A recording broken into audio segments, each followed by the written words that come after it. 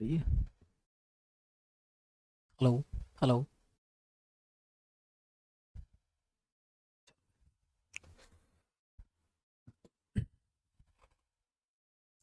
नमस्कार फ्रेंड्स, मेरा नाम बबलू वर्मा, पेपर हैकर में आपका स्वागत है। तो सभी लोग आ जाएंगे भाई, उसके बाद अपने सेशन को करेंगे भाई स्टार्ट। और आज का अपना रहने वाला है मैथ का लेक्चर नंबर 1 हो जाता है, ठीक है। जो क्या हो जाएगा भाई, नंबरों का सिस्टम देखने वाले हैं, ठीक है भाई। हाँ जी, सभी लोग आ जाएंगे, उसके बाद स्टार्ट करेंगे भाई। एक बार मैं भी अपने कमेंट बॉक्स ओपन कर लूँ, ठीक है भाई। रुकिएगा थोड़ा सा। हाँ जी, हर चीज को बहुत ही आराम आराम से समझते हुए सीखेंगे। और अपनी रफ वगैरह क्या होंगे, रफ वगैरह बिल्कुल पास में रख लेंगे, ठीक है।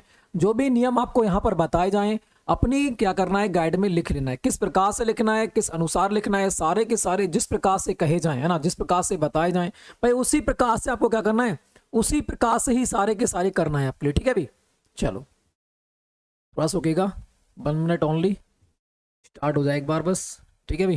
हाँ जी, हो जा भाई, चल रही है। चलो भाई, चलो भाई स्टार्ट करते हैं, ठीक है भाई। अपना मैथ का जो सेशन रहने वाला है आज का हो जाएगा कौन सा भाई, नंबर सिस्टम हो जाता है, संख्याओं के प्रकार। तो सबसे पहले नंबर सिस्टम में आज हम कौन सा देखने वाले हैं, जो आज हमारा टॉपिक हो जाएगा नंबर सिस्टम के अनुसार, ठीक है भाई। आज जो हमारा नंबर सिस्टम के अनुसार जो टॉपिक हो जाएगा, आज हम क्या देखने वाले हैं, आज हम देखने वाले हैं संख्याओं के प्रकार के बारे में, ठीक है। आज पहली क्लास है और पहली क्लास में क्या देखेंगे, हम देखने वाले हैं संख्याओं, ठीक है भाई। हाँ जी, ध्यान रखना, संख्याओं के प्रकार के बारे में, संख्याओं के प्रकार, टाइप ऑफ क्या हो जाएंगी, संख्याएं भी, ठीक है। तो सबसे पहले क्या देखेंगे, हम संख्याओं के प्रकार के बारे में देखने वाले हैं। बिल्कुल, एक बात सभी लोग कमेंट कर देंगे, बिल्कुल सही। जो लोग आ चुके हैं बहुत ही अच्छी बात है भी। हाँ जी, यहाँ पर आ चुके हैं ASY जी आ चुके हैं, और रेशर जी आ चुके हैं, MS गुरु जी आ चुके हैं, और नवीन भाई आ चुके हैं, बिल्कुल सही। रूबी ठाकुर जी आ चुके हैं, ठीक है भाई। चलो स्टार्ट करते हैं, ठीक है भाई।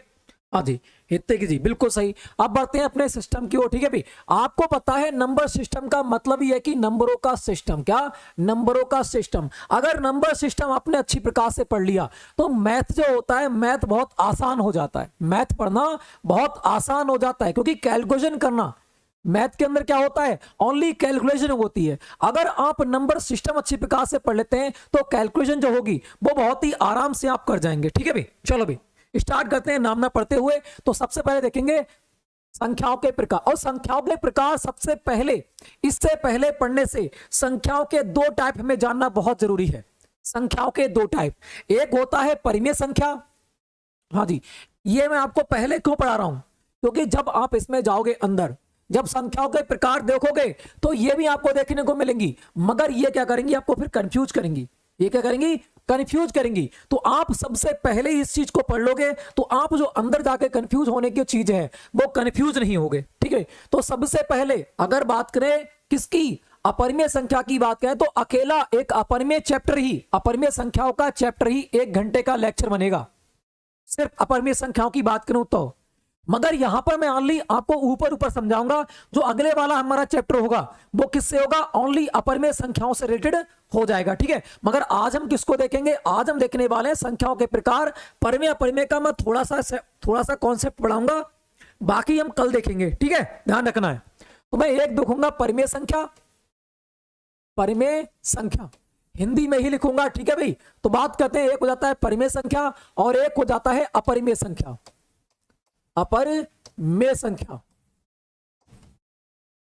सबसे पहले मैं इसको ही पढ़ाऊंगा, क्योंकि जब तक आप इसको नहीं समझोगे, क्योंकि जब मैं टाइप के अंदर जाऊंगा तब आप कंफ्यूज होगे वरना, ठीक है। तो सबसे पहले इसको पढ़ेंगे। हाँ जी, सभी के लिए भाई, सभी के लिए क्लास है, क्योंकि नंबर सिस्टम की मैथ हो जाएगा, ये सबके लिए इंपॉर्टेंट है, एक तरफ से पढ़ेंगे, ठीक है भाई।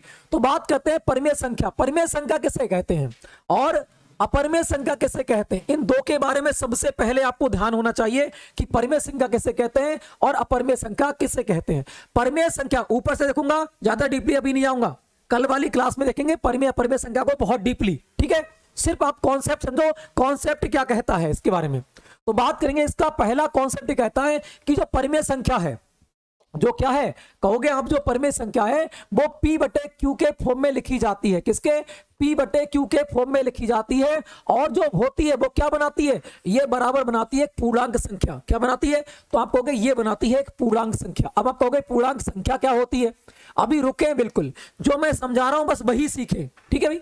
परिमेय संख्या किसे कहते हैं? जो p बटा q, या कह सकते हैं, या इसको मैं कह दूं भिन्न के रूप में लिख जाए, जो, हाँ जी, जो संख्या भिन्न के रूप में, भिन्न के रूप में, भिन्न के रूप में व्यक्त कर सकें, व्यक्त कर सकें। तो बात करते हैं अगर हम बात करें किसकी? परिमेय संख्या की। परिमेय संख्या का मतलब होता है p बटे q के फॉर्म में लिखी जाए, और जब इसको करें, सॉल्व करें, तो क्या निकल के आए? एक पूर्ण संख्या निकल के आए, ठीक है, एक पूर्णांक संख्या निकल के आए। और या कह सकते हैं, या यहां पर या लगा दिया मैंने, या भिन्न के रूप में लिखी जा सके, जिसको हम p बटे q भिन्न के रूप में व्यक्त कर सकते हैं, वो संख्या परिमेय संख्या कहलाती है। एक बात ये, मगर जो q का मान होता है, ये देखो ध्यान से देखो नीचे वाला, ये जो q का मान है, जो q का मान है वो 0 नहीं होना चाहिए। ये ध्यान रखना है, ये बहुत इंपॉर्टेंट है, इसके बारे में याद रखना। q का मान 0 नहीं होना चाहिए। p का मान अगर 0 है, अगर p का मान 0 है तो चल जाएगा, तो चल जाएगा, मगर q का मान 0 नहीं होना चाहिए। एक कंडीशन हमारी क्या कहती है? परिमेय संख्या ये कहती है। तो इसको आपको ध्यान रखना है। परिमेय संख्या किसे कहते हैं? जो p बटे q के फॉर्म में लिखी जा सके, उसे क्या कहते हैं? परिमेय संख्या कहते हैं। या कह सकते हैं कि भिन्न के रूप में व्यक्त की जा सके, मगर q का मान 0 नहीं होना चाहिए। ये आपको ध्यान रखना है। इस वाले नीचे वाले का मान 0 नहीं होना चाहिए, बस इतना ध्यान रखना है। ये तो हमारी हो गई परिमेय संख्या, ठीक है भाई। अब बात कर लेते हैं किसकी? अपरिमेय संख्या की, जो p बटे q के फॉर्म में ना लिखी जा सके, जो p बटे q के रूप में नहीं लिखी जा सके, नहीं लिखी जा सके, लिखी जा सके, उसे कहते हैं भी, ठीक है, उसे क्या कहते हैं? उसे कहते हैं परिमेय संख्या। बस इतना ही पढ़ाऊंगा आपके लिए अभी मैं यहां पर, क्योंकि जो हमारी अपरिमेय संख्या है, सॉरी, हाँ जी, जो कौन सी परिमेय और अपरिमेय संख्या है, इसका लेक्चर बहुत लंबा है। मैं कह रहा हूं आपसे 1 घंटे का लेक्चर ओनली इन 2 पर बनेगा आपका। 1 घंटे का लेक्चर, जो अगले वाला लेक्चर रहेगा कल वाला लेक्चर। तो आपको परिमेय संख्या समझ में आ गई किसे कहते हैं, और अपरिमेय संख्या समझ में आ गई ना किसे कहते हैं। एक बात समझ लो, जो p बटे q के फॉर्म में लिखी जाए और पूर्णांक संख्या आए, उसे क्या कहते हैं? परिमेय। और p बटे q के रूप में नहीं लिखी जा सके, उसे क्या कहते हैं? अपरिमेय। और इसमें ध्यान रखना है, q का मान 0 नहीं होना चाहिए। चाहे आप देखो q का मान 0 क्यों नहीं होना चाहिए? अगर मैं 1/0 रख दूं, 1/0 रख दूं, तो बताओ आंसर क्या आएगा? पहली बात सभी लोग बताओ आंसर क्या आएगा? यहां पर आंसर क्या आएगा? एक बार बताएंगे सभी लोग? हाँ जी, एक बार मुझे ये बताएं, अगर 1/0 है तो इसको आंसर क्या आने वाला है यहां पर? एक बार ये बता दो सभी लोग। बिल्कुल, हाँ जी, एक बार इसका आंसर दे दे सभी लोग, उसके बाद फिर आगे बढ़ते हैं, उसके बाद फिर आगे बढ़ते हैं। सभी लोग आंसर निकालेंगे इसका भाई? एक बार आंसर दो भाई, इसका आंसर क्या होगा, फिर उसके बाद आगे बढ़े। हाँ जी, चलो भाई, किसी को पता नहीं इसका जो मतलब होता है? आप अपने कैलकुलेटर से निकाल के देखो, आप अपने कैलकुलेटर से निकाल के देखो। 1/0 से आप भाग दोगे, जब 1/0 से भाग दोगे तो यहां पर क्या आने वाला है? आप कहोगे अनंत आने वाला है। क्या? अनफिनाइट कहते हैं, अनंत। क्या आने वाला है? तो आप कहोगे अनंत आने वाला है। क्या आने वाला है? अनंत आने वाला है। इसीलिए q का मान 0 नहीं होना चाहिए, ठीक है भाई। भैया जी 1 कैसे आएगा ये बताओ मुझे? 1 नहीं आएगा, जब 0 से इसको भाग देंगे 1 के लिए तो यहां पर अनंत आएगा या फिर इनफिनाइट आएगा, मतलब इनफिनाइट ही कहेंगे। जब अनंत आएगा तो आपका कैलकुलेटर भर जाएगा। आप भाग करके अभी देखो 1 को 0 से, आपका कैलकुलेटर भर जाएगा। अनंत संख्या आने वाली यहां पर, ध्यान रखना। तो इसलिए q का मान 0 नहीं होना चाहिए, ठीक है भाई, समझ में आया भाई? हाँ जी, q का मान इसलिए 0 नहीं होना चाहिए क्योंकि 1 बटा क्या आ जाएगा? 0। ये अनंत रहने वाली है और ये एक अपरिमेय संख्या बन जाएगी। अगर आपसे पूछे कि 1/0 एक कैसी संख्या है, तो आप कहोगे ये एक अपरिमेय संख्या है। ये कैसी है? ये एक अपरिमेय संख्या हो जाती है, ठीक है भाई। हाँ जी, अनंत आएगा, बिल्कुल सही। इसको करेंगे तो अनंत आएगा, आपका कैलकुलेटर भर जाएगा। तो इसलिए 1/0 क्या है, तो आप कहोगे 1/0 एक क्या है, आप कहोगे एक अपरिमेय संख्या है। इतना आपको ध्यान रखना है। इसीलिए मैंने कहा Q का मान इनफिनाइट नहीं होना चाहिए, इनफिनाइट नहीं होना चाहिए, ठीक है भाई। हाँ जी, नहीं होना चाहिए। तो एक फैक्ट अपना ये बन जाता है, इसके बारे में ध्यान रखना। अगर हाँ इसका मान इस प्रकार से होगा 0/1 होगा, तो ये कैसी है, तो ये एक परिमेय संख्या है। तो ये एक परिमेय संख्या, अगर 0/1 होगा तो ये एक परिमेय संख्या है। अगर 1/0 होगा तो ये एक अपरिमेय संख्या हो जाती है। इसको भी आपको थोड़ा सा याद रखना है भी, ठीक है भाई। आगे बढ़े फिर, चलो भाई अब बढ़ते हैं संख्याओं के टाइप की ओर। कहां बढ़ेंगे, अब बढ़ते हैं अपने संख्याओं के प्रकार की ओर भी, ठीक है। चलो अब बढ़ते हैं किसकी, संख्याओं के प्रकार के बारे में। संख्याओं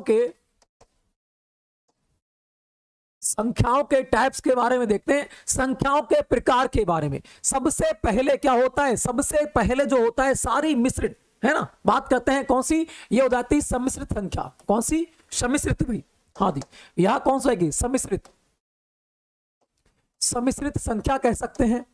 सम्मिश्रित संख्या मतलब सभी संख्याओं की यहां पर बात हो रही है, किसकी, सभी संख्याओं। मैं सिर्फ इसे डिवाइड कर रहा हूं, कितने भागों में डिवाइड करते हैं ये एग्जाम में पूछा नहीं जाता है। तो बात करते हैं सम्मिश्रित संख्याओं को किसमें, 2 भागों में डिवाइड करेंगे। क्या है, सम्मिश्रित संख्याओं को क्या करते हैं भाई, 2 भागों में डिवाइड करते हैं। हाँ जी, कॉम्प्लेक्स नंबर जो होते हैं, सम्मिश्रित संख्याएं जो होती हैं, सम्मिश्रित संख्याओं को मैं 2 भागों में डिवाइड करूंगा। एक तरफ लिखूंगा दशमलव संख्याएं, हाँ जी, इसको 2 भागों में डिवाइड करते हैं। एक होती है दशमलव, रुकिएगा भाई, एक होती है दशमलव संख्या, दशमलव संख्या। आपने कहीं पढ़ा हो उससे मतलब नहीं है, है ना। आपने सही पढ़ा या गलत पढ़ा उसको मैच करना है बस। तो बात करते हैं सम्मिश्रित संख्या की। बात करें, सम्मिश्रित संख्या 2 प्रकार की होती हैं, एक दशमलव संख्या और एक कौन सी होती है, सॉरी पहले तो इसको 2 भाग में डिवाइड कर लूं। एक होती है वास्तविक संख्या, उसके बाद में देखेंगे, ठीक है। चलो, एक होती है कौन सी, वास्तविक संख्या। हाँ जी, एक कौन सी होती है, एक वास्तविक संख्या होती है अगर इससे पहले की बात करें तो, ठीक है। और एक कौन सी होती है, एक होती है काल्पनिक संख्या। कौन सी, एक होती है काल्पनिक। हाँ जी, एक कौन सी होती, तो आपको एक होती है काल्पनिक संख्या।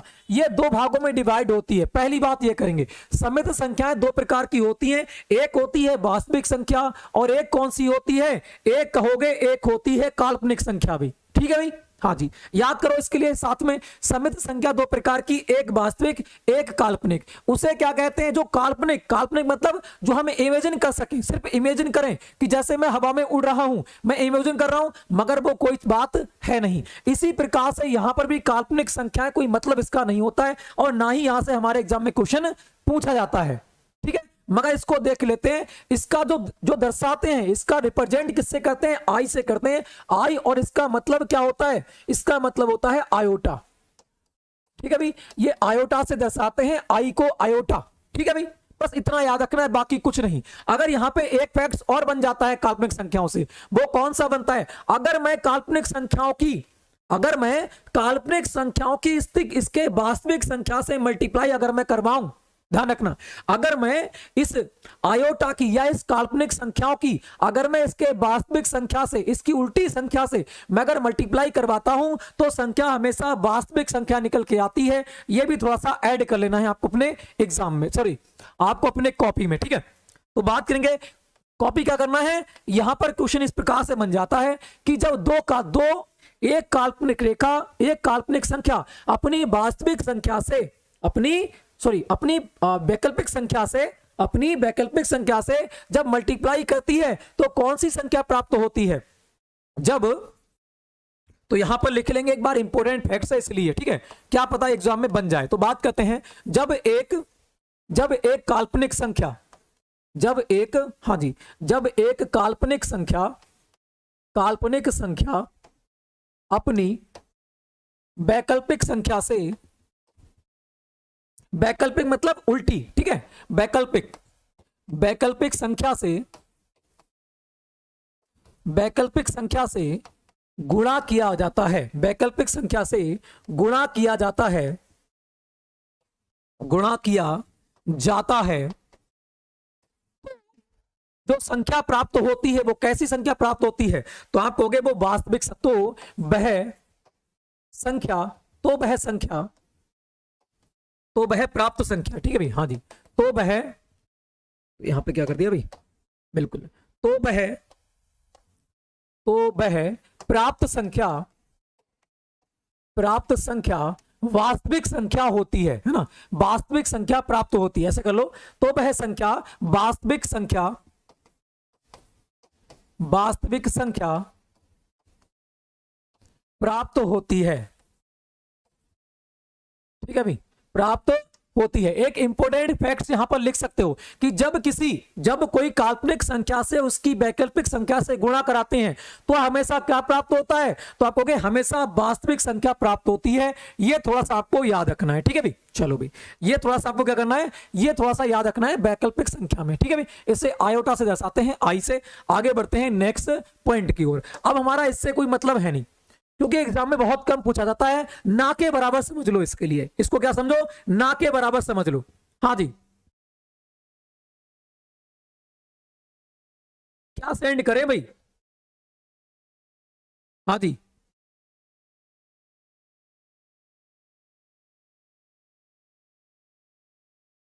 कम्युनिटी ऑर्गेनाइजेशन, क्या कह रहे हो भाई, चलो आगे बढ़ते हैं। ये अपनी क्या हो गई, ये अपनी काल्पनिक संख्या हो जाती है, इससे कोई मतलब अब है नहीं, इसको बस एक बार रट लेना, क्योंकि एग्जाम में बहुत, अपने एग्जाम में ये प्रकार से नहीं पूछा जाता है, ठीक है, तो बस इतना आपको याद रखना है। अब बात करते हैं किसकी, वास्तविक संख्या की हम बात कर लेते हैं, किसकी, वास्तविक संख्या की ओर चलते हैं भाई। अब हम वास्तविक संख्या की ओर चलते हैं। वास्तविक संख्या को दो भागों में डिवाइड किया गया है, जो वास्तविक संख्या है उसको दो भागों में डिवाइड किया गया है।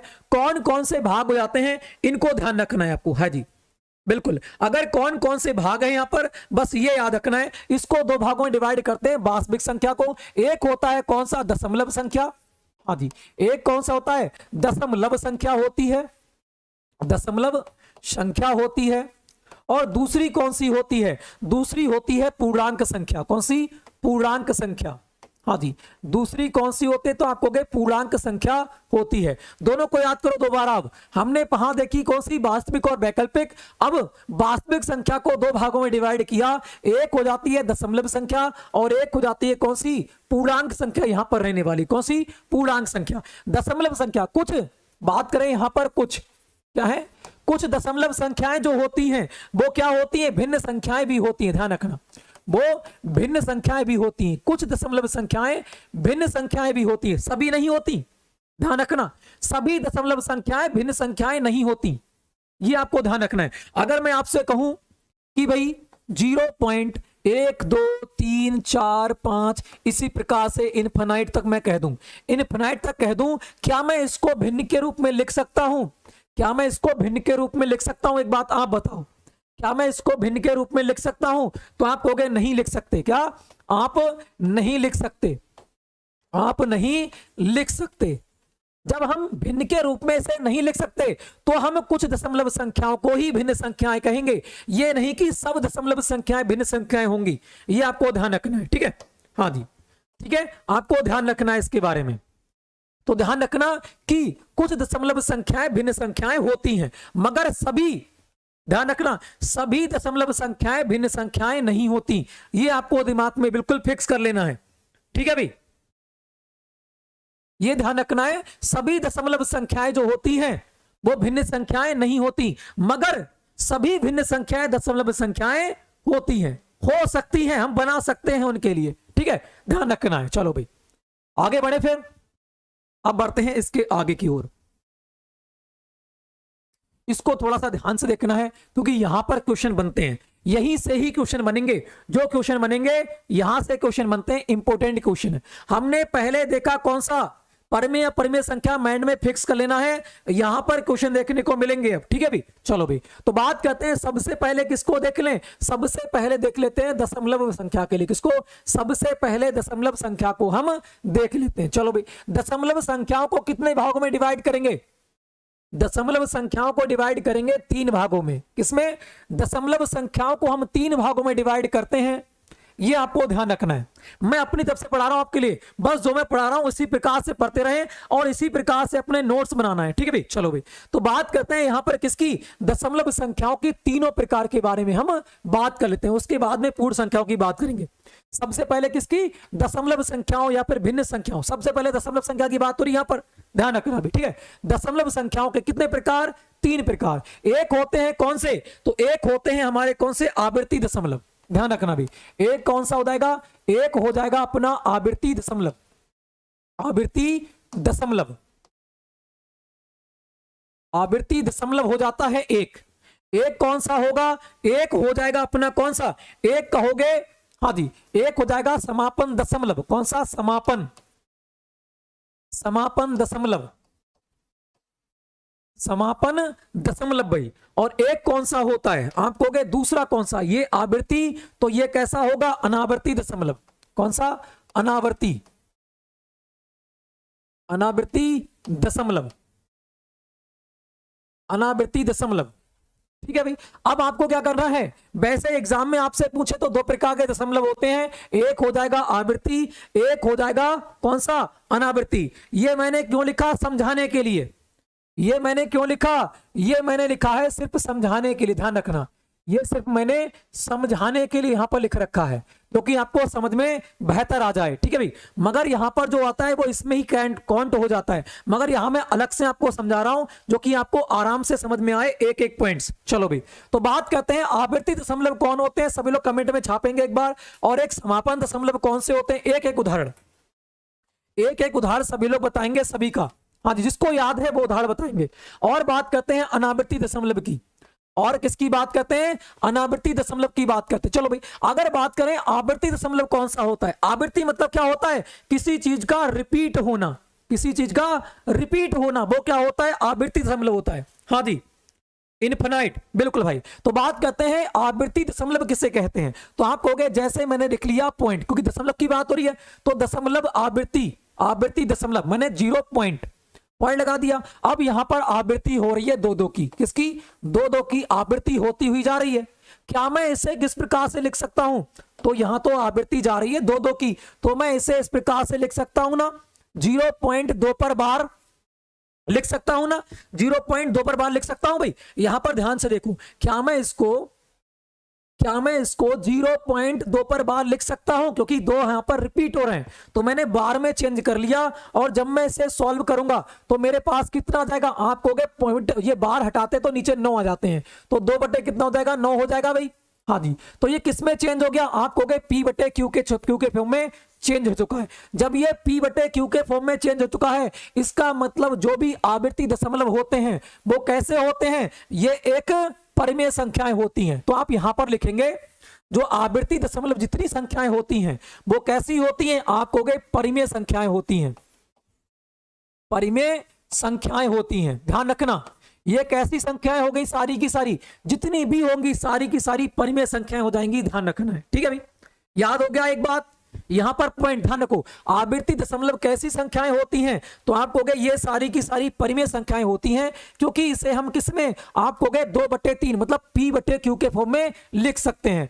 तो जो भी आवर्ती दशमलव होंगी वो कैसी, आप कहोगे परिमेय संख्याएं हो जाएंगी। चलो भाई, अब बढ़ते हैं अगले वाले उदाहरण की ओर, एक एक उदाहरण सबको लिखते रहना है साथ में, हाँ जी बिल्कुल, 2/9, हाँ जी। तो यहां पर ये कैसी संख्या, आप कहोगे परिमेय संख्या हो जाती है। अब बढ़ते हैं नेक्स्ट वाले की ओर, एक उदाहरण ले लिया यहां पर, ठीक है भाई, समझने के लिए काफी है, इसको समझो। अब बात करते हैं समापन दशमलव की, किसकी, समापन दशमलव की हम बात कर लेते हैं। चलो भाई, समापन दशमलव कौन सा होगा, तो 0.25,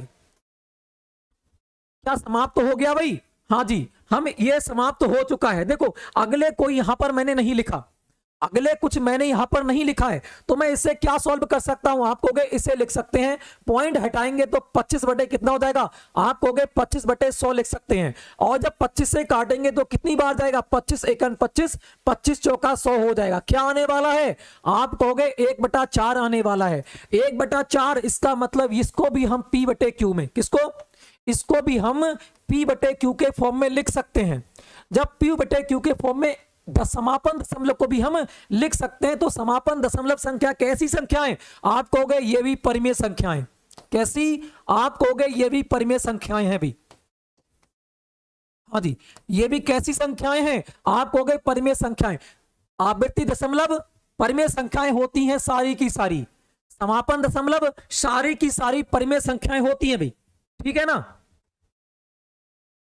क्या कह रहे हो भाई?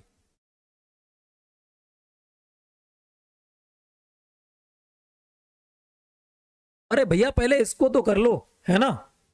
चलो भाई आगे बढ़े फिर। ये बहुत इंपॉर्टेंट है। एक बात बताओ, आपको जो सिंपल क्वेश्चन बनते हैं वो कहां से बनेंगे? बनेंगे तो यहीं से, बनेंगे तो यहीं से ना।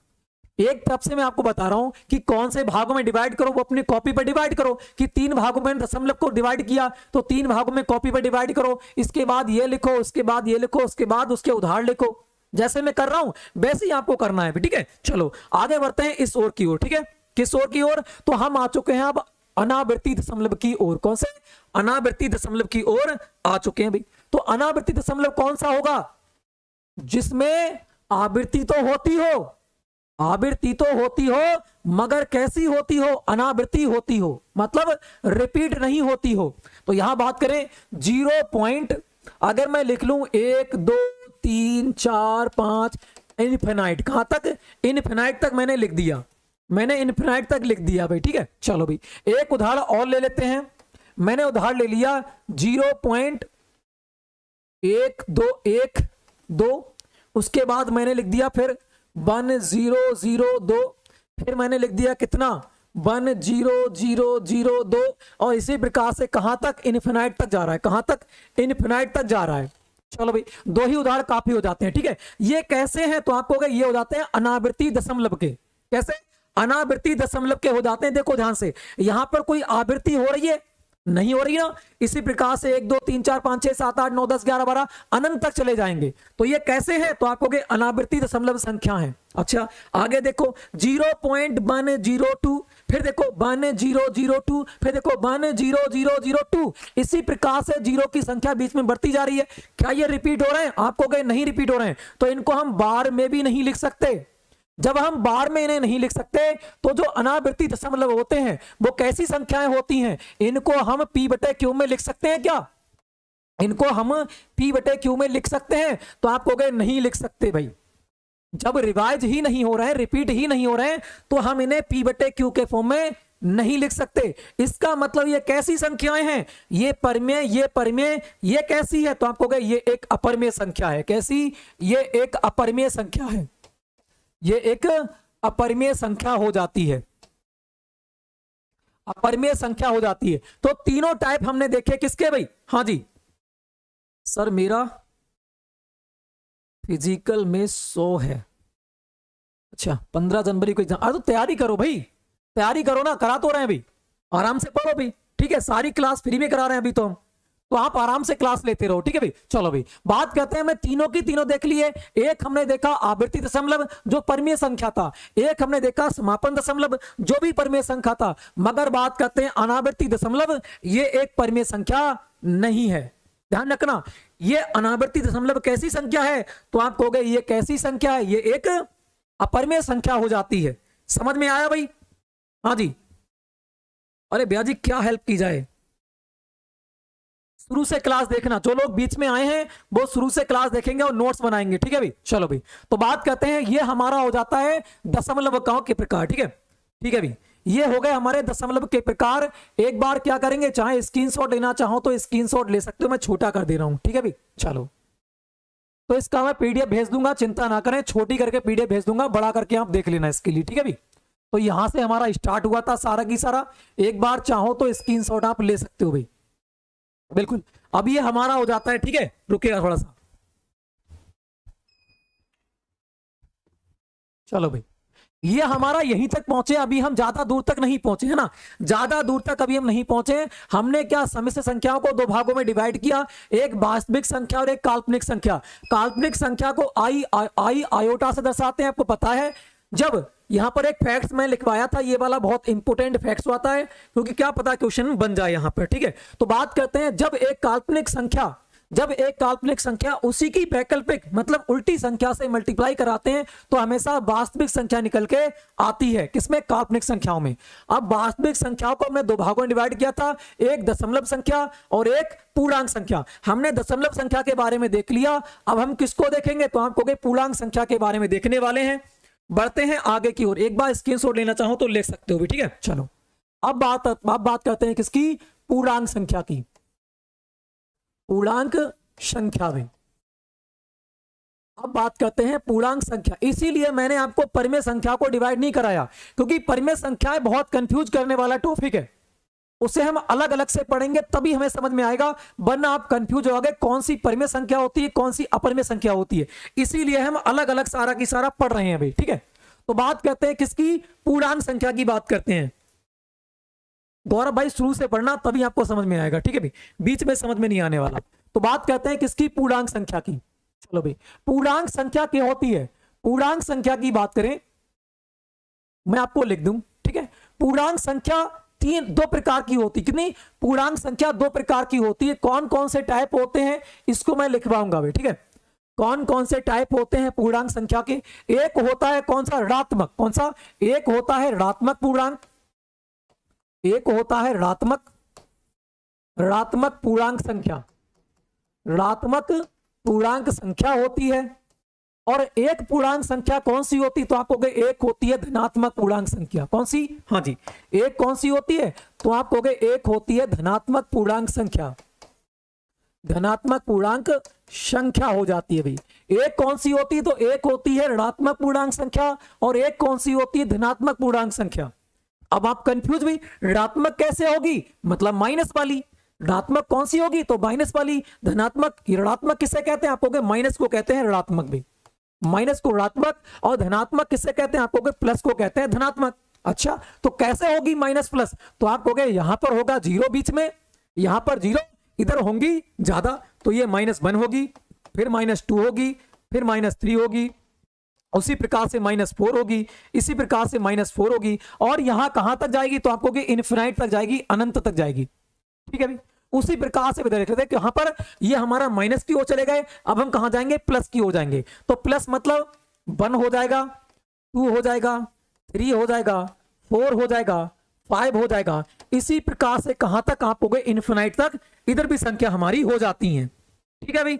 हाँ जी, बिल्कुल सही। -1 2 3 4 5 इधर कहां? इन्फिनाइट तक चले गए और इधर इन्फिनाइट तक चले गए। ये क्या होती है? पूर्ण संख्या होती है। ये पूर्ण संख्या, सॉरी, ये पूर्णांक संख्या होती है। ध्यान रखना, दो प्रकार की, एक होती है ऋणात्मक, एक होती है धनात्मक। ऋणात्मक कहां से होगी? आप हो गए यहां से इधर की ऋणात्मक हो गई, और बात करूं यहां से इधर की क्या हो गई? यहां से इधर की धनात्मक हो चुकी है। ध्यान रखना, यहां से इधर की, क्योंकि माइनस वाली ऋणात्मक और इधर वाली क्या हो गई? आप हो गए इधर सारी की सारी प्लस संख्याएं, तो वो कौन सी हो गई? धनात्मक। बची कौन सी? बची भाई अपनी 0। हाँ जी, अब ये कौन सी संख्या? एक बार सभी लोग कमेंट में छापेंगे भी, उसके बाद आगे बढ़ेंगे भी।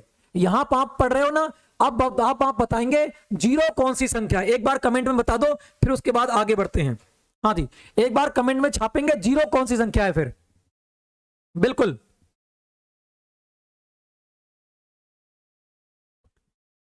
क्या कह रहे हो भाई? हाँ जी, एग्जाम में कितना लाना पड़ेगा? अरे मेहनत करो भाई, मेहनत करो, बहुत आगे निकलेंगे, ठीक है भाई, मेहनत करो, बहुत आगे निकलेंगे, बिल्कुल। हाँ जी, तो यहां कौन सा हो जाएगा? देखो, तो बात करते हैं 0 कौन सी संख्या बची भी? ये धनात्मक पूर्णांक हो गई, ये ऋणात्मक पूर्णांक हो गई, तो ये क्या बची? आप कहोगे ओनली पूर्णांक बच गई। ये कैसी संख्या है? आप कहोगे ये सिर्फ पूर्णांक संख्या है, ये सिर्फ पूर्णांक संख्या है। बाकी सारी की सारी पूर्णांक संख्या है। ये नहीं कह रहा हूं कि ये पूर्णांक संख्या नहीं है, ये पूर्णांक संख्या नहीं है, नहीं, ये टाइप में डिवाइड हो गई। ये धनात्मक पूर्णांक संख्या और ये ऋणात्मक पूर्णांक संख्या, मगर ये सिर्फ कैसी है? तो आप कहोगे ये सिर्फ पूर्णांक संख्या है, ये सिर्फ पूर्णांक संख्या हो जाती है, ठीक है भाई, ये सिर्फ पूर्णांक संख्या हो जाती है। समझ में आया? बिल्कुल सही आंसर आ चुका है भाई, ये सिर्फ पूर्णांक संख्या होगी भाई, ठीक है। हाँ जी, अरे भैया जी आप क्यों परेशान कर रहे हो मोनू जी? हाँ जी, अच्छी प्रकार से पढ़ो, ठीक है। 38 प्लस लाना पड़ेगा, ध्यान रखना। 38 प्लस 45 का टारगेट बनाओगे, 40 प्लस आराम से करके आओगे। डरो मत, डरोगे तो एग्जाम में फेल हो जाओगे, ध्यान रखना। हमारा जो ऊपर लोगो है, लोगो पहले पढ़ा करो, उसके बाद अंदर आया करो, ठीक है भाई। उस पर लिखा हुआ है जो डर गया वो घर गया, जो ना डरा वो बॉर्डर पर गया। तो आपको बॉर्डर पर जाना है या घर जाना है वो आप डिसाइड करें, ठीक है भाई। चलो भाई, तो बात करते हैं आगे की ओर, ठीक है। हाँ जी, तो बात करते हैं, यहां हमारी हो गई कौन सी, एक हो गई ऋणात्मक संख्या, ऋणात्मक पूर्णांक संख्या, और एक कौन सी होगी, धनात्मक पूर्णांक संख्या हमारी हो जाती है। चलो भाई, यहीं पर हम डिवाइड करेंगे सभी के लिए। देखो अब इन्हीं संख्याओं से हमारी सारी संख्याएं बनेंगी। किनसे? इन्हीं संख्याओं से हमारी सारी संख्याएं बनेंगी, ध्यान रखना है। अगर मैं यहां से, अगर मैं सिर्फ धनात्मक संख्याओं की बात कर लूं, सिर्फ धनात्मक संख्याओं की अगर मैं बात कर लूं, इन्हें प्राकृतिक संख्या भी कहते हैं। इन्हें क्या कहते हैं? तो आप कहोगे धनात्मक संख्याओं को, धनात्मक पूर्णांक संख्याओं को प्राकृतिक संख्या भी कहते हैं, ठीक है भाई। हाँ जी, धनात्मक पूर्णांक संख्या को क्या कहते हैं? आप कहोगे इन्हें प्राकृतिक संख्या भी कहते हैं, प्राकृतिक संख्या भी कहते हैं। अब क्या निकल के आया? आप कहोगे जितने भी धनात्मक संख्याएं हैं वो सारी की सारी कैसी संख्याएं हैं? आप कहोगे पूर्णांक संख्याएं हो जाती हैं, ठीक है भाई। चलो, अगर मैं इसको भी साथ में जोड़ दूं, जीरो को भी अगर मैं धनात्मक संख्याओं के साथ में जोड़ दूं, अब मेरी संख्या क्या कहलाएगी? तो अब कहोगे ये हो गई पूर्ण संख्याएं। ये क्या हो गई? आप कहोगे ये हो जाती हैं पूर्ण संख्याएं। अब क्या कहलाएंगे? ये पूर्ण संख्याएं कहलाएंगी, पूर्ण संख्याएं कहलाएंगी। तो हमने दो पढ़ लिया, एक तो सिर्फ धनात्मक संख्या प्राकृतिक संख्याएं हो गई, और जीरो को हमने और ऐड कर दिया तो क्या हो गई? ये पूर्ण संख्याएं हो गई, ठीक है भाई। हाँ जी, ये कैसी हो गई? पूर्ण संख्याएं। और अगर सबको ले लें तो ये कैसी संख्याएं? आप कहोगे पूर्णांक संख्याएं हो जाती हैं, ठीक है भाई। समझ में आ गया ना? इतना बहुत इंपॉर्टेंट है यहां से भाई, बिल्कुल। चलो भाई, तो इतना हमारा क्या हो जाता है? बिल्कुल कंप्लीट हो जाता है। जो हमारी धनात्मक पूर्णांक संख्याएं हो गई वो सिर्फ प्राकृतिक संख्याएं, जीरो को भी हमने ऐड कर लिया तो ये कैसी? पूर्ण संख्याएं। क्योंकि जीरो अगर हम ऐड नहीं करेंगे तो 10 नहीं लिख सकते, जीरो हम ऐड नहीं करेंगे तो हम 10 नहीं लिख सकते, 100 नहीं लिख सकते। तो हमें क्या करना पड़ेगा? हमें पूर्ण बनाने के लिए, कोई भी संख्या अगर एक है, 10 बनाने के लिए क्या करना पड़ेगा? जीरो लाना पड़ेगा। तो हमने जीरो ऐड किया तो ये पूरी हो गई। तो पूरी से याद रखना पूर्ण हो गई। कैसी हो गई? ये संख्या पूर्ण हो गई। तो जीरो ऐड कर लेंगे तो ये संख्याएं क्या कहलाएंगी? आप हो गए ये संख्याएं पूर्ण संख्याएं कहलाएंगी भाई। क्या कहलाएंगी? पूर्ण संख्याएं। अब चलते हैं और टाइपों की ओर, ठीक है भाई।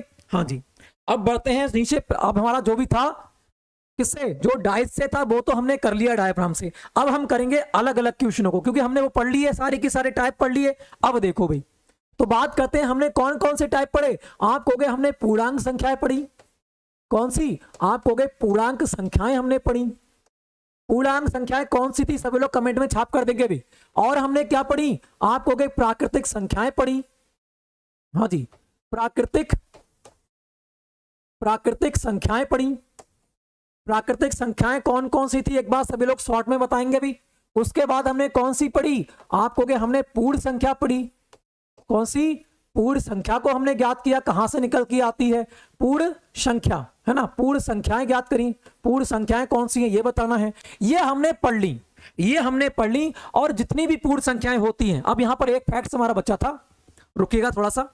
हाँ जी, क्योंकि जितनी भी पूर्ण संख्याएं होती हैं, जितनी मैं यहां पर लगा लूं, इन सभी को क्या मैं बटे में लिख सकता हूं? आप कहोगे यहां देखा है -5, कितना? हाँ जी, अगर मैं बात करूं यहां देखा है -5, क्या मैं इसके नीचे 1 लिख सकता हूं? तो आप कहोगे बिल्कुल लिख सकते हो, बात वही रहेगी। इसका मतलब इससे मैं P/Q के फॉर्म में लिख सकता हूं। आप कहोगे बिल्कुल लिख सकते हो। क्या मैं 0 को 0/1 लिख सकता हूं? तो आप कहोगे बिल्कुल। नीचे 0 नहीं होना चाहिए, नीचे 0 नहीं होना चाहिए, ऊपर 0 हो जाए चल जाएगा। तो इसको भी मैं क्या P/Q के फॉर्म में लिख सकता हूं? आप कहोगे लिख सकते हो, बिल्कुल। क्या मैं 1 के नीचे 1 रख दूं तो क्या मैं P/Q के फॉर्म में लिख सकता हूं? तो आप कहोगे बिल्कुल लिख सकते हो। इसका मतलब जितनी भी पूर्णांक संख्याएं होती हैं, जितनी भी पूर्णांक संख्याएं होती हैं वो कैसी संख्याएं होती हैं? आप कहोगे परिमेय संख्याएं होती हैं। जितनी भी पूर्णांक संख्याएं होती हैं ये कैसी होती हैं? ये परिमेय संख्याएं होती हैं। ध्यान रखना ये कैसी संख्याएं होती हैं, तो आप कहोगे ये परिमेय संख्याएं होती हैं। जितनी भी पूर्णांक संख्याएं होती हैं सारी परिमेय संख्याएं होती हैं, क्योंकि हम इनको P/Q के फॉर्म में लिख सकते हैं भाई। ठीक है, चलो छोटा करते हैं, एक बार देख लो भाई। चलो भाई इसकी बात करें, अगर इसे हम छोटा करते हैं तो आप देख सकते हो। ठीक है भाई, चलो ये तो हमारे हो गई कौन सी, पूर्णांक संख्याएं हो गई, ये हमने सारी की सारी देख ली। और जितनी पूर्णांक संख्याएं होती हैं सारी की सारी परिमेय संख्याएं होती हैं। ठीक है भाई, चलो आगे बढ़ते हैं नेक्स्ट क्वेश्चन की, नेक्स्ट टाइप की ओर। कहां बढ़े थे, हमने देखी पूर्णांक संख्याएं। पूर्णांक संख्याएं कौन कौन सी थी, तो आप कहोगे धनात्मक भी थी और ऋणात्मक भी थी। तो हम क्या करेंगे, 0 1 2 3 इनफिनाइट तक क्या थी, आप कहोगे पूर्णांक संख्याएं इधर थी, और -1 -2 -3 ये क्या थी, आप कहोगे ये भी इनफिनाइट तक थी। ये क्या थी, ये पूर्णांक संख्याएं। प्राकृतिक संख्याएं कौन सी थी, जो धनात्मक संख्याएं थी, तो 1 2 3 4 5 इसी प्रकार से इनफिनाइट तक ये क्या हो गई, ये हमारी हो गई धनात्मक संख्याएं। क्यों प्राकृतिक संख्याएं इन्हें कहते हैं, क्योंकि जीरो की खोज किसने की थी, तो आप कहोगे आर्यभट्ट ने खोज की थी जीरो की। अगर मैं ऊपर लिखना चाहूं तो लिख दे रहा हूं, ठीक है, यहीं पर जीरो की खोज किसने की थी, तो आप कहोगे आर्यभट्ट ने की थी। किसने, आर्यभट्ट ने जीरो की खोज की थी। इसीलिए यह कृत्रिम संख्या है, इसीलिए हम इसको प्राकृतिक संख्या नहीं कहते। ये एक पूर्ण संख्या है। कैसी है, ये एक पूर्णांक संख्या है। देखिए इतना, ये एक पूर्णांक संख्या है। चलो भाई ठीक है, आगे बढ़ते हैं। और बाकी तो निकाल लोगे ना आप। अगर क्वेश्चन पूछे कि सबसे छोटी प्राकृतिक संख्या कौन सी है, तो आप कहोगे 1। सबसे छोटी पूर्ण संख्या कौन सी है, तो 0 है ना। सबसे छोटी पूर्णांक संख्या कौन सी है, तो पूर्णांक तो इनफिनाइट हो जाएगा इस ओर की ओर। ठीक है भाई, हाँ जी। अगर पूछे सबसे छोटी, सॉरी यहां पूछे कौन सी, आप पूछे सबसे प्राकृतिक संख्या सबसे छोटी कौन सी है, तो 1। पूछे सबसे बड़ी धनात्मक संख्या, ऋणात्मक संख्या, सबसे बड़ी ऋणात्मक संख्या कौन सी है, तो आपको वो हो जाएगी 1। ये तो सब आप निकाल सकते हो, ये तो सब इजी है ना, निकाल सकते हो। इनके क्वेश्चन पूछेंगे, इनके जब क्वेश्चन होंगे तब आपको निकालना पड़ेगा इनका आंसर, ध्यान रखना। तो आपको रिवाइज करना है फिर साथ में, ठीक है, इनको बिल्कुल। चलो भाई आगे बढ़ते हैं, नेक्स्ट टाइप देखते हैं फटाफट संख्याओं के प्रकार के बारे में। चलो भाई तो बात कर लेते हैं कौन सा पूर्ण संख्याएं कौन कौन सी थी। तो हमने देखा था 0 हमने ला दिया था तो पूर्ण संख्याएं बन गई थी, क्योंकि 0 के बजाय 10 नहीं बनेगा। तो 1 2 3 4 ये सारी की सारी इनफिनाइट तक कौन सी होती हैं, तो आप कहोगे ये होती हैं पूर्ण संख्या। चलो भाई अब कौन कौन सी बच जाती हैं, तो अब बच जाती हैं सम संख्या। पहली बात करेंगे सम संख्या की। सम संख्या किसे कहते हैं, सभी लोग कमेंट में छाप देंगे भी सम संख्या किसे कहते हैं। सम संख्या किसे कहते हैं, तो आप कहोगे सम संख्याएं। सम संख्याएं वो संख्या होती हैं, यह है वो संख्याएं होती हैं, यह वो संख्याएं होती हैं जो 2 से कट जाएं, है ना, 2 से कट जाएं, 2 से कट जाएं। जो संख्या 2 से कट जाए, जो संख्या 2 से कट जाए वो सारी की सारी सम संख्याएं होती हैं, है ना। जो संख्या 2 से कट जाए वो सारी की सारी सम संख्याएं। अगर हम इनके उदाहरण देख लें, उदाहरण कौन कौन से होंगे, सभी लोग बताएंगे सबसे छोटी सम संख्या कौन सी होगी। एक बार सभी लोग कमेंट में छापेंगे भाई सबसे छोटी सम संख्या कौन सी, तो आप कहोगे 2 ही कटेगी 2 से, बाकी तो कटने वाला है नहीं। तो 2 हो जाती है, 4 हो जाती है, 6 हो जाएगी, 8 हो जाएगी, 10 हो जाएगी। उसी प्रकार से इसी सीरीज के अनुसार इनफिनाइट तक हो जाएंगी, है ना। हाँ जी 2 4 6 बिल्कुल सही भाई धीरज जी। तो बात करते हैं पंकज जी, इसी प्रकार से इनफिनाइट तक क्या हो जाएंगी, वो हमारी हो जाएंगी सम संख्याएं। चलो भाई अब बात करते हैं सम संख्या हमने देख लिया, अब हम क्या देखेंगे, विषम संख्याओं के बारे में बात कर लेते हैं भाई। किसके बारे में, अब बताना है आपको विषम संख्याएं। सम संख्याएं देखी, अब बताना है विषम संख्याएं।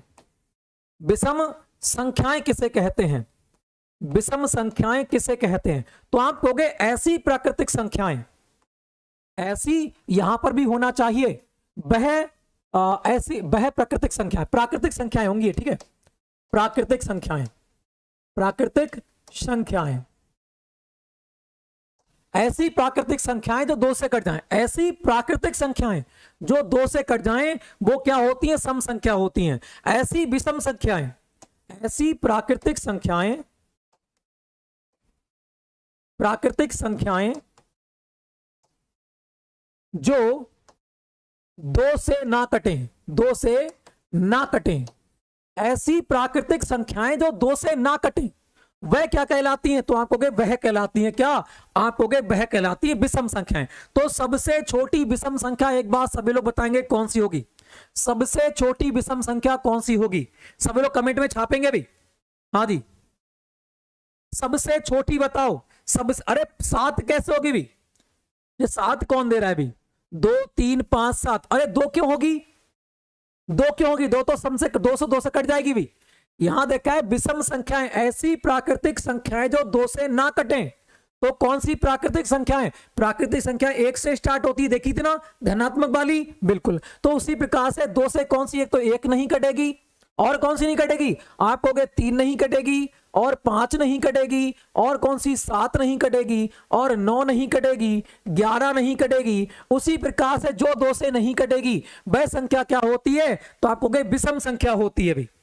हाँ जी, 1 हो जाएगी पहली, ध्यान रखना। पहली विषम संख्या कौन सी? 1 हो जाएगी। अभी हमने देखा था प्राकृतिक संख्याओं के बारे में, देखो भाई, देखो अभी हमने क्या देखा था? प्राकृतिक संख्याएं किससे स्टार्ट हो रही थी? 1 2 3 4 5 6 से। ऐसी प्राकृतिक संख्याएं जो 2 से कट जाएं, ऐसी प्राकृतिक संख्याएं जो 2 से कट जाएं, तो 2 ही कट रही थी, फिर 4 कटेगी, 6 कटेगी, तो 2 से क्या होगी? सम संख्या। ऐसी प्राकृतिक संख्याएं जो 2 से ना कटे, ऐसी प्राकृतिक संख्याएं जो 2 से ना कटे, तो 1 नहीं कटेगी, 3 नहीं कटेगी, 5 नहीं कटेगी, तो ये क्या हो जाएंगी? हमारी हो जाती है विषम संख्याएं भी। ठीक है, चलो आगे बढ़े फिर नेक्स्ट की ओर। तो ये हमारे क्या हो जाते हैं? ये तो हमारे हो जाते हैं भी विषम संख्याएं। सम संख्याएं और विषम संख्याएं भी हमने देख ली। चलो भी अब बढ़ते हैं आगे की ओर। किसकी ओर बढ़े? तो आप कहोगे अब बढ़ते हैं भाज्य और अभाज्य की ओर।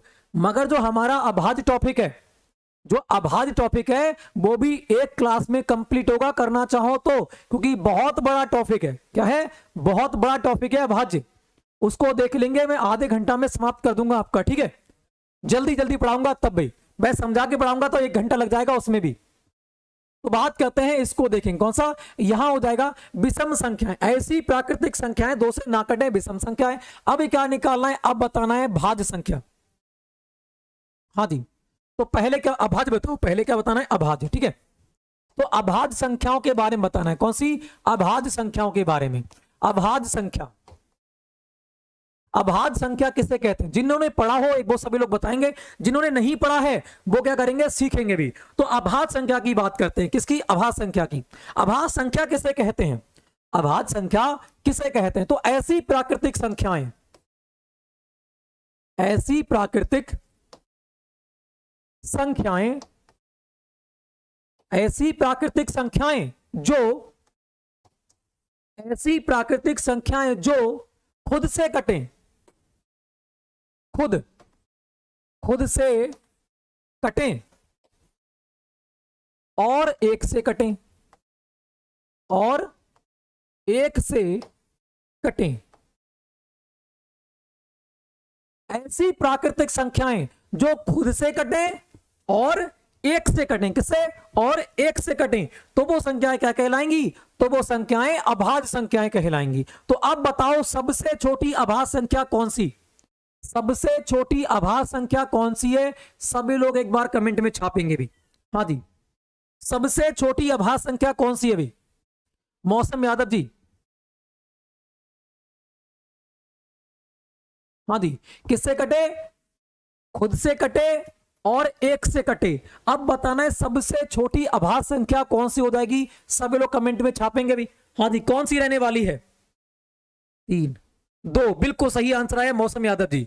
जो 2 संख्या है, कौन सी? 2 संख्या सबसे छोटी है जो खुद से कटेगी और 1 से कटेगी। उसके बाद कौन सी है? उसके बाद 3 है जो खुद से कटेगी और 1 से कटेगी। उसके बाद देखो कौन सी है? 5 है जो खुद से कटेगी और 1 से कटेगी। उसके बाद 7 देखो, उसके बाद 11 देखो। इसी प्रकार से अगले 13 देख लेंगे, 17 भी हो जाएगी, 19 भी हो जाएगी। इसी प्रकार से आगे हो जाएंगी। ठीक है भाई, इसी प्रकार से आगे हो जाएंगी। तो बात करते हैं अभाज्य संख्या। सबसे छोटी अभाज्य संख्या हमारी 2 होती है जो खुद से कटती है और 1 से कटती है। ये तो हमारी होगी अभाज्य संख्याएं। ठीक है भाई, अब बात करते हैं किसकी? भाज्य संख्याओं की। हाँ जी, अब बात करते हैं भाज्य संख्याओं की। भाज्य संख्या किसे कहते हैं? भाज्य संख्या की बात हो रही है तो भाज्य संख्या के बारे में सभी लोग भाई छाप देंगे। हाँ जी, भाज्य संख्या बात करते हैं। भाज्य संख्या किसे कहते हैं? ऐसी प्राकृतिक संख्याएं, ऐसी प्राकृतिक संख्याएं, ऐसी प्राकृतिक संख्याएं जो दो संख्याओं से ज्यादा से कटे, है ना, जो दो संख्याओं से ज्यादा से कटे, जो 3 या 3 से ज्यादा से, ऐसा करो यहां पर सिंपल लिखो जो कि याद रहे, है ना, तीन संख्याएं 3 या 3 से ज्यादा से कटे, ज्यादा से कटे, तो ऐसी आपको बताना है, ऐसी क्या कहलाती हैं? अभाज्य संख्या कहलाती हैं। ऐसी प्राकृतिक संख्याएं जो 3 या 3 से ज्यादा से कटे, इनसे क्या कहते हैं? इनसे कहते हैं अभाज्य संख्याएं। अब बताना है सबसे छोटी अभाज्य संख्या कौन सी होती है। हाँ जी, हमें बताना है सबसे छोटी अभाज्य संख्या कौन सी होती है। एक बार सभी लोग कमेंट में छाप देंगे भी। हाँ जी, एक बार क्या करेंगे, सभी लोग कमेंट में छापेंगे भी, बिल्कुल। कौन सी होती है? अभिषेक भाई बताए भी। हाँ जी, पंकज यादव बताओ भी कौन सा राइट होगा। अभाज्य संख्या, ऐसी प्राकृतिक संख्याएं जो 3 या 3 से ज्यादा से कटे, सॉरी 3 संख्याएं, मैं भी क्या कर रहा हूं, 3 या 3 से ज्यादा संख्याओं से कटे, है ना, 3 या 3 से ज्यादा संख्याओं से कटे, ज्यादा संख्याओं होगा यहां पर, ठीक है, ज्यादा संख्याओं से कटे, ज्यादा संख्याओं से कटे भाई, या 3 संख्या से कटे या 3 से ज्यादा संख्याओं से कटे, तो वो क्या कहलाएगी? अभाज्य संख्या कहलाएगी। जैसे मैं मान लूं सबसे छोटी जो कटे, क्या 2 कटेगी 3 से? 2 तो 2 से कटती है और 1 से कटती है, 2 से कट रही है, तो ये क्या है? ये तो अपनी हो जाती है कौन सी? अभाज्य संख्या। मगर हमसे पूछ रखा है भाज्य संख्या। भाज्य संख्या का नियम कहता है ऐसी प्राकृतिक संख्याएं जो 3 या 3 से ज्यादा संख्याओं से कटे। तो बात करते हैं ऐसी कौन सी संख्या है, तो हम कहोगे 4 संख्या है, जो किससे कटेगी? एक तो 4 से कटेगी, एक 2 से कटेगी और एक 1 से कटेगी। तो सबसे छोटी बात करें, सबसे छोटी भाज्य संख्या कौन सी है, तो आप कहोगे सबसे छोटी भाज्य संख्या 4 हो जाती है भाई। हाँ जी, 4 होगी, बिल्कुल सही। 9 नहीं होगी भाई। 9 कैसे होगी? 4 होगी, जो देखो 4 से कटती है, 3 से कटती है, और सॉरी 4 से कटती है, 2 से कटती है, 3। ये संख्याओं की बात हो रही, किसकी? संख्याओं की। तो 3 संख्याओं से कटती है ये, 4 से, 2 से और 1 से। तो ये कौन सी रहने वाली? आपको 4 रहने वाली है भाज्य संख्या। सबसे छोटी 4, उसके बाद कौन सी हो सकती है? उसके बाद 6 होगी, जो किससे? 3 से कटेगी, 2 से कटेगी, 1 से कटेगी। उसके बाद कौन सी हो सकती है? 7 नहीं होगी, 8 होगी, जो 4 से कटेगी, 8 से कटेगी, 2 से कटेगी और 1 से भी कटेगी। इसी प्रकार से आप लगा सकते हो, ठीक है भाई। हाँ जी, तो यहां पर अपना कौन सा हो गया? यहां पर हो चुका है 4 सबसे छोटी भाज्य संख्या है। 4 सबसे छोटी भाज्य संख्या अपनी हो जाती है, ठीक है भाई। हाँ जी, प्राकृतिक हो गई, पूर्ण हो गई, पूर्णांक भी हो गई भी, सम विषम भाज्य अभाज्य हो गई, परमेय अपरमेय भी हो गई। तो सारी की सारी हमारी संख्याएं हो चुकी हैं। संख्याओं के प्रकार हमने सारे की सारे पढ़ लिए भाई, ठीक है ना। संख्याओं के प्रकार हमने सारे की सारे पढ़ लिए, और आज की क्लास क्या करेंगे? संख्याओं के प्रकार पर ही रोकेंगे, ठीक है। और बस एक क्वेश्चन और पूछूंगा आपसे, उसके बाद क्लास को क्या करेंगे? बंद करेंगे, क्योंकि ये बहुत इंपॉर्टेंट है। जब तक आपको ये संख्याएं याद नहीं होंगी, तब तक आपको आगे कुछ फंसने वाला है नहीं, ध्यान रखना। इसलिए आपको क्या करना पड़ेगा? दोबारा क्लास को लेना पड़ेगा, दोबारा क्लास को पढ़ना पड़ेगा और नोट्स बनाना पड़ेगा। ध्यान रखना, ये संख्याएं छोटी नहीं चाहिए, क्योंकि यहां से क्वेश्चन बनता है। एक क्वेश्चन आपसे पूछूंगा, हाँ पूछूंगा, गणित में अंकों की संख्या कितनी होती है? पहले क्वेश्चन पूछना चाहिए था, मगर लास्ट में पूछ रहा हूं, तो सभी लोग बताएंगे। गणित में अंकों की संख्या, गणित में अंकों की संख्या कितनी होती है? संख्या कितनी होती है? ये बिल्कुल सिंपल क्वेश्चन है। जब क्लास स्टार्ट होती है तो सबसे पहले यही क्वेश्चन पूछना चाहिए। तो सभी लोग बताएंगे गणित में अंकों की संख्या कितनी होती है भाई? हाँ जी, अरे पीडीएफ मिल जाएगी भाई, पीडीएफ मिल जाएगी टेलीग्राम पर, टेलीग्राम ज्वाइन कर लेना भाई। अरे सभी के लिए भाई, सभी के लिए क्लास है, सभी पढ़ो भाई, बेसिक है बिल्कुल। हाँ जी, 10 बिल्कुल सही आंसर आ चुका है भाई। कितनी होती है भाई?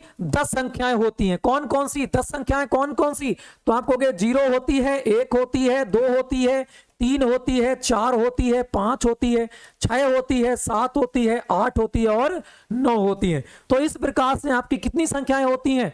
10 संख्याएं होती हैं। ध्यान रखना, गणित में अंकों की संख्या कितनी होती है? तो आप कहोगे 10 संख्याएं होती हैं भाई। हाँ जी बिल्कुल। चलो भाई, हमारी क्लास होती है यहां पर समाप्त भाई, ठीक है। 1 घंटे की क्लास भी हो चुकी है। और फ्रेंड्स, आपके सारे की सारे टाइप्स जो थे वो बहुत ही अच्छी प्रकार से कवर किए। अब मेरा मानना है कि आप परमे अपरमेय संख्याओं में बिल्कुल कंफ्यूज नहीं होगे, ठीक है भाई। और जो हम देखेंगे वो हम देख लेंगे आगे वाली क्लास में, परमेय अपरमेय संख्याओं को अच्छी प्रकार से, भाज्य अभाज्य संख्याएं। अभी हमारे 2 टॉपिक और बचे हैं, परमेय अपरमेय संख्याएं बच चुकी हैं अभी थोड़ी सी, और बात करें डीपली की बात कर रहा हूं। एक भाज्य अभाज्य संख्याओं का टॉपिक बच चुका है। तो सबसे पहले भाज्य अभाज्य और परमेय अपरमेय को कल हम डिस्कस करेंगे, ठीक है भाई। तो कल भाज्य अभाज्य को पढ़कर आना है। जिसके पास नोट्स हैं, अपने नोट्स में देखो आपने गलती क्या की है, ठीक है भाई, बस। हाँ जी चलो भाई, 88 का फिजिकल है तो घबरा क्यों रहे हो भाई? मेहनत करो यार, मेहनत पर फोकस करो। अगर मेहनत आपकी बेहतरीन है तो रंग भी बेहतरीन लेकर आएगी, ध्यान रखना है, ठीक है भाई। मेहनत बेहतरीन है तो रंग भी बेहतरीन लेकर आएगी। सुबह की क्लास भी तैयार करना है, तो भाई बंद करते हैं, ठीक है। जय हिंद, जय भारत सभी के लिए, सभी के लिए गुड नाइट भाई। अच्छा भाई, रिजल्ट बाकी है, चलो बहुत ही अच्छा बात है अमन भाई। हम दुआ करेंगे कि आपका भी सिलेक्शन हो जाए भाई, ठीक है भाई। बिल्कुल बिल्कुल भाई, सभी के लिए गुड नाइट भाई, ठीक है।